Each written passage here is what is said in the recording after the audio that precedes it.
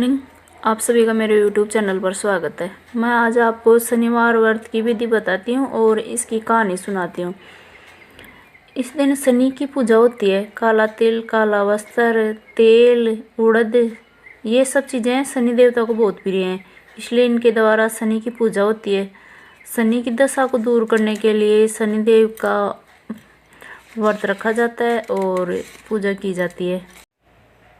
इस व्रत में शनि स्रोत का पाठ भी विशेष लाभदायक सिद्ध होता है। इसकी कथा है, एक समय सूर्य, चंद्रमा, मंगल, बुध, बृहस्पति, शुक्र, शनि, राहु और केतु, इन 9 ग्रहों के अंदर आपस में झगड़ा हो गया कि हम सब में सबसे बड़ा कौन है। सब अपने आप को ही बड़ा कहते थे। जब आपस में कोई निश्चय न हो सका तो सबके सब आपस में झगड़ते हुए इंद्र के पास गए और कहने लगे कि आप सब देवताओं के राजा हो आप तो, इसलिए आप हमारा न्याय करके बताओ कि हम 9 ग्रहों में सबसे बड़ा कौन है। राजा इंद्र इनका प्रश्न सुनकर घबरा गए और कहने लगे कि मुझ में यह सामर्थ्य नहीं है कि मैं किसी को छोटा या बड़ा बतलाऊं। मैं अपने मुख से कुछ नहीं कह सकता। हाँ, एक उपाय हो सकता है। इस समय पृथ्वी पर राजा विक्रमादित्य दूसरे के दुख का निवारण करने वाले हैं, इसलिए तुम सब मिलकर उन्हीं के पास जाओ। वहीं तुम्हारे दुखों का निवारण होगा, वही तुम्हारा निवारण करेंगे। ऐसा वचन सुनकर सभी ग्रह देवता चलकर भूलोक में राजा विक्रमादित्य की सभा में जाकर उपस्थित हुए और अपना प्रश्न राजा के सामने रखा। राजा उनकी बात सुनकर बड़ी चिंता में पड़ गए कि मैं अपने मुख से किसको बड़ा और किसको छोटा बतलाऊं। जिसको छोटा बतलाऊंगा वही क्रोध करेगा। परंतु उनका झगड़ा निपटाने के लिए एक उपाय सोचा। उन्होंने सोना, चांदी, कांसा, पीतल, सीसा, रांगा, जस्ता, अबरक और लोहा, 9 धातुओं के 9 आसन बनवाए। सब आसनों को क्रम से, जैसे सोना सबसे पहले और लोहा सबसे पीछे बिछाए गए। इनके पश्चात राजा ने सब ग्रहों से कहा कि आप सब अपने अपने सिंहासनों पर बैठिए। जिसका आसन सबसे आगे वह सबसे बड़े और जिनका आसन सबसे पीछे वह सबसे छोटा जानिए, क्योंकि लोहा सबसे पीछे था और वह शनिदेव का आसन था। इसलिए शनिदेव ने समझ लिया कि राजा ने मुझको सबसे छोटा बना दिया है।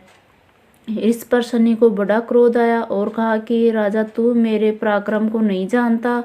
सूर्य 1 राशि 1 महीना, चंद्रमा 2.25 महीना 2 दिन, मंगल 1.5 महीना, बृहस्पति 13 महीने रहता है और बुध और शुक्र 1 महीने, परंतु मैं एक राशि पर 2.5 अथवा 7.5 साल तक रहता हूँ। बड़े बड़े देवताओं को भी मैंने भीषण दुख दिया है। राजन सुनो, राम जी को 7.5 आई और वनवास हो गया। रावण पर आई तो राम और लक्ष्मण ने सेना लेकर लंका पर चढ़ाई कर दी, रावण के कुल का नाश कर दिया। हे राजा, अब तुम सावधान रहना। राजा कहने लगा, जो कुछ भाग्य में होगा देखा जाएगा। उसके बाद अन्य ग्रह तो प्रसन्नता के साथ चले गए, परंतु शनिदेव बड़े क्रोध के साथ वहां से सिधारे। कुछ काल व्यतीत हो जाने पर जब राजा को 7.5 की दशा आई तो शनिदेव घोड़ों के सौदागर बनकर अनेक सुंदर घोड़ों के सहित राजा की राजधानी में आए। जब राजा ने सौदागर के आने की खबर सुनी तो अश्वपाल को अच्छे अच्छे घोड़े खरीदने की आज्ञा दी। अश्वपाल ऐसी नस्ल के घोड़े देखकर और उनका मूल्य सुनकर चकित हो गया। तुरंत ही राजा को खबर दी। राजा उन घोड़ों को देखकर एक अच्छा सा घोड़ा चुनकर सवारी के लिए चढ़ा। राजा के घोड़े की पीठ पर चढ़ते ही घोड़ा बहुत जोर से भागा। घोड़ा बहुत दूर एक बड़े जंगल में जाकर राजा को छोड़कर अंतर्ध्यान हो गया। इसके बाद राजा अकेला जंगल में भटकता फिरता रहा। कुछ देर के पश्चात राजा ने भूख और प्यास से दुखी होकर भटकते भटकते एक गवाले को देखा। गवाले ने राजा को प्यास से व्याकुल देखकर पानी पिलाया। राजा की उंगली में एक अंगूठी थी, उसे निकालकर प्रसन्नता के साथ गवाले को दे दी और शहर की ओर चल दिया। राजा शहर में पहुंचकर एक सेठ की दुकान पर जाकर बैठ गया और अपने आप को उज्जैन का रहने वाला तथा अपना नाम वीका बताया। सेठ ने उनको कुलीन समझकर एक वहाँ जल पिलाया। भाग्यवश उस दिन सेठ की दुकान पर बिक्री बहुत अधिक हुई। तब सेठ उसको भाग्यवान पुरुष समझकर भोजन कराने के लिए अपने साथ ले गया। भोजन करते समय राजा ने आश्चर्य की बात देखी कि खूंटी पर हार लटका हुआ है और वह खूंटी उस हार को निगल रही है। भोजन के पश्चात कमरे में आने पर जब सेठ को कमरे में हार न मिला तो सबने यही निश्चय किया कि सिवाय बीका के और कोई इस कमरे में नहीं आया, अतः अवश्य ही उसी ने हार चोरी किया है। परंतु बीका ने हार लेने से मना कर दिया। इस पर 5-7 आदमी इकट्ठा होकर उसको फौजदार के पास ले गए। फौजदार ने उसको राजा के सामने उपस्थित कर दिया और कहा कि यह आदमी तो भला प्रतीत होता है, चोर मालूम नहीं होता, परंतु सेठ का कहना है कि इसके सिवाय और कोई घर में आया ही नहीं, अवश्य ही इसी ने चोरी की है। तब राजा ने आज्ञा दी कि इसके हाथ पैर काट कर चौरंगिया बना दिया जाए। राजा की आज्ञा का तुरंत पालन किया गया और बीका के हाथ पैर काट दिए गए। इस प्रकार कुछ काल व्यतीत होने पर एक तेली उसको अपने घर ले गया और कोल्लू पर उसको बिठा दिया। बीका उस पर बैठा हुआ जुबान से बैल हाँकता रहा। सनी की दशा समाप्त हो गई। एक रात को वर्षा ऋतु के समय वह मल्लाह राग गाने लगा। उसका गाना सुनकर उस शहर के राजा की कन्या उस राग पर मोहित हो गई और दासी को खबर लेने को भेज दी कि शहर में कौन गा रहा है। दासी सारे शहर में फिरती फिरती क्या देखती है कि तेली के घर में चौरंगिया राग गा रहा है। दासी ने महल में आकर राजकुमारी को सब वृत्तांत सुना दिया। बस उसी क्षण राजकुमारी ने अपने मन में यह प्रण कर लिया, चाहे कुछ हो इस चौरंगिया के साथ विवाह करूंगी। प्रातःकाल होते ही जब दासी ने राजकुमारी को जगाना चाहा तो राजकुमारी अनशन व्रत लेकर पड़ी रही। तब दासी ने रानी के पास जाकर राजकुमारी के न उठने का वृत्तांत कहा। रानी ने तुरंत ही वहां पर जाकर राजकुमारी को जगाया और उसके दुख का कारण पूछा तो राजकुमार ने कहा कि माताजी, मैंने यह प्रण लिया है कि तेली के घर में जो चौरंगिया है उसी के साथ विवाह करूंगी। माता ने कहा, पगली ये क्या बात कर रही है, तुझको किसी देश के राजा के साथ ब्याह जाएगा। कन्या कहने लगी कि माताजी, मैं अपना प्रण कभी नहीं त्यागूंगी, चाहे प्राण त्याग दूं। माता ने चिंतित होकर यह बात राजा को बताई। जब महाराज ने भी आकर यह समझाया कि मैं अभी देश देशांतर में अपने दूत भेजकर सुयोग्य रूपवान और बड़े बड़े गुणी राजकुमार के साथ तुम्हारा विवाह कराऊंगा ढूंढ कर, ऐसी बात तुझको कभी नहीं विचारनी चाहिए।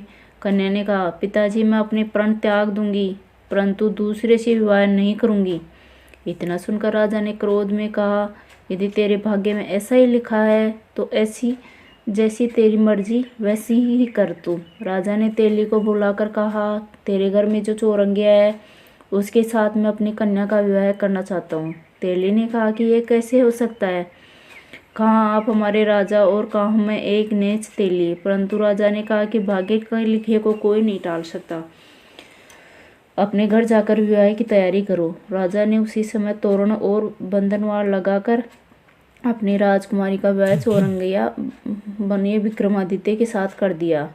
रात्रि को जब विक्रमादित्य और राजकुमारी महल में सोए तो आधी रात के समय शनिदेव ने विक्रमादित्य को सपन दिया कि राजा, कहो मुझको छोटा बतलाकर तुमने कितना दुख उठाया। राजा ने क्षमा मांगी। शनिदेव ने प्रसन्न होकर विक्रमादित्य को हाथ पैर दिए। तब राजा ने कहा, महाराज, मेरी प्रार्थना स्वीकार करें कि जैसा दुख आपने मुझे सौंप दिया है ऐसा और किसी को न दे। शनिदेव ने कहा, तुम्हारी यह प्रार्थना स्वीकार है। जो मनुष्य मेरी कथा सुनेगा या कहेगा उसको मेरी दशा में कभी किसी प्रकार का दुख नहीं होगा, और जो नित्य ही मेरा ध्यान करेगा या चींटियों को आटा डालेगा उसको सब मनोरथ पूर्ण होंगे। इतना कहकर शनिदेव अपने धाम को चले गए। राजकुमारी की आंख खुली और उसने राजा के हाथ पांव सही सलामत देखे तो आश्चर्य को प्राप्त हुई। उसने देखकर राजा ने अपना समस्त हाल कहा कि मैं उज्जैन का राजा विक्रमादित्य हूँ। यह बात सुनकर राजकुमारी अत्यंत प्रसन्न हुई। प्रातःकाल राजकुमारी ने उसकी सखियों से पूछा तो उसने अपने पति का समस्त वृत्तांत कह सुनाया। तब सब ने प्रसन्नता प्रकट की और कहा कि ईश्वर ने आपकी मनोकामना पूर्ण कर दी। जब उस सेठ ने यह बात सुनी तो वह विक्रमादित्य के पास आया और राजा विक्रमादित्य के पैरों पर गिरकर क्षमा मांगने लगा। कहा कि आप पर मैंने चोरी का झूठा दोष लगाया, अतः आप मुझ जो चाहें दंड दें। राजा ने कहा, मुझ पर शनिदेव का कोप था, इसी कारण यह सब दुख मुझको प्राप्त हुआ, इसमें तुम्हारा कोई दोष नहीं। तुम अपने घर जाकर अपना कार्य करो। सेठ बोला कि मुझे तभी शांति होगी जब आप मेरे घर चलकर प्रीतिपूर्वक भोजन करोगे। राजा ने कहा, जैसी आपकी मर्जी हो वैसा ही करें। सेठ ने अपने घर जाकर अनेक प्रकार के सुंदर भोजन बनवाए और राजा विक्रमादित्य को प्रतिभोज दिया। जिस समय विक्रमादित्य भोजन कर रहे थे, एक अत्यंत आश्चर्य की बात सबको दिखाई दी। जो खूंटी पहले हार निगल गई थी, वह हार उगल रही है। जब भोजन समाप्त हो गया तो सेठ ने हाथ जोड़कर बहुत सी मोहरें राजा को भेंट की और कहा कि मेरे श्री कंवर नामक एक कन्या है, उसका पाणी ग्रहण आप करें। उसके बाद सेठ ने अपनी कन्या का विवाह राजा के साथ कर दिया और बहुत सारा दान दे दिया। इस प्रकार कुछ दिनों तक वहाँ निवास करने के पश्चात विक्रमादित्य ने शहर के राजा से कहा कि अब मेरी उज्जैन जाने की इच्छा है। फिर कुछ दिन के बाद वहाँ विदा लेकर राजकुमारी मनभावनी, सेठ की कन्या श्री कंवरी तथा दोनों जगह से दहेज में प्राप्त अनेक दास दासी, रथ और पालकियों सहित विक्रमादित्य उज्जैन की तरफ चले। जब शहर के निकट पहुँचे और पूर्ववासियों ने राजा के आने का संवाद सुना तो समस्त उज्जैन की प्रजा अगवानी के लिए आई। तब बड़ी प्रसन्नता से राजा अपने महल में पधारे। सारे शहर में बड़ा भारी महोत्सव मनाया गया और रात्रि को दीपमाला की गई। दूसरे दिन राजा ने शहर में यह सूचना कराई कि शनिचर देवता सब ग्रहों में सर्वोपरि हैं। मैंने इनको छोटा बतलाया, इसी से मुझको यह दुख प्राप्त हुआ है। इस कारण सारे शहर में सदा शनिचर की पूजा और कथा होने लगी। राजा और प्रजा ने एक प्रकार के सुख भोगते रहे। जो कोई शनिचर की इस कथा को पढ़ता है अथवा सुनता है, शनिदेव की कृपा उनके ऊपर सदा बनी रहती है और सभी दुखों का नाश हो जाता है। शनिवार की कथा को व्रत के दिन अवश्य पढ़ना चाहिए। ओम शांति, ओम शांति, ओम शांति। एक कथा अधूरी हो तो पूरी करो, पूरी है तो इसका मान रखो। हे शनिदेवा, हमारे भी कष्ट दूर करो। इसके आगे शनिदेव की आरती भी सुन लेनी चाहिए। चार भुजाती छाजे गदा हस्त प्यारी, चार भुजाती छाजे गदा हस्त प्यारी। रवि नंदन गजगंदन वंदन यम अग्रज देवा, कष्ट न सो नर पाते करते तब सेवा। जय चार भुजाती छाजे गदा हस्त प्यारी। तेज अपार तुम्हारा स्वामी सा नहीं जावे, तुमसे विमुख जगत में सुख नहीं पावे। चार भुजाती छाजे गदा हस्त प्यारी, नमो नमः रविनंदन सब ग्रह सिर ताजा।